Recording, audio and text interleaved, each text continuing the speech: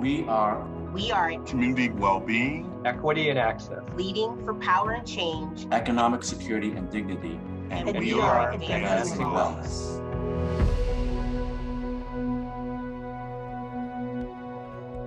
The grantees, the partners that we work with, are grappling with a range of challenges. These organizations are simply ensuring that their community has a fair shot, has an opportunity to live the fullness of their lives and to live it with dignity, to live it with hope.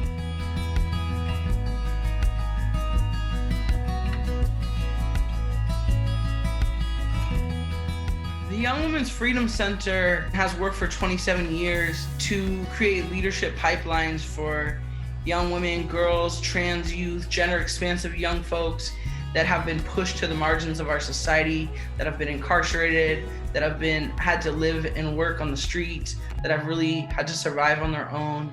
Our work is centered on investing in the deep leadership of folks who have experienced the most corrosive impacts of injustice in our country to be that next generation of leaders.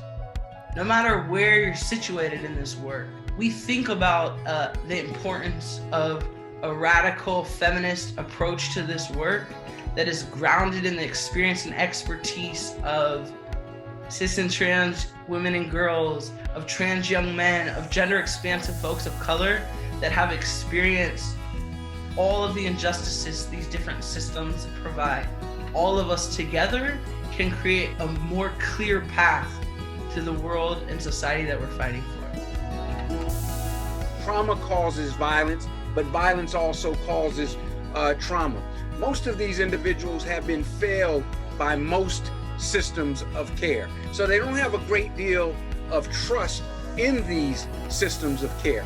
If we keep knocking, they're going to answer the door, because over time they're going to see us for who we really are. We don't have an angle. Our angle is you, and that angle of you being here, alive, and free and healthy. We have to be willing to make positive, healthy investments of time and resources and people and places into the lives of these young people so that they can begin to see and experience and understand that the world also awaits them.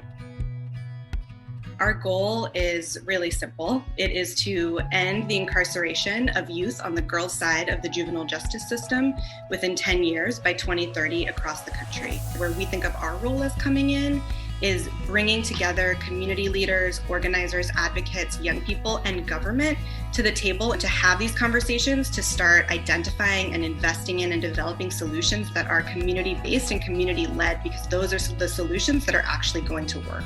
The current consequences and the current system that we are supporting and investing in isn't working. It's harmful. It's harming our young people further. We know that it's not working. We all need to really work together to reimagine and think about a future that we want to live in, where our young people are cared for, where they're supported, and where, you know, their liberation is really celebrated.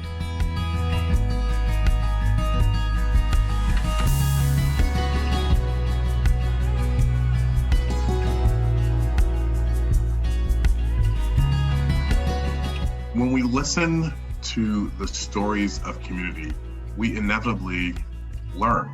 We learn of the hopes, we learn of the dreams, we learn of the aspirations that communities have. I am Devone Bogan of Advanced Peace. I am Jessica with the Young Women's Freedom Center. I am Hannah at the Vera Institute of Justice. And we are Advancing Wellness.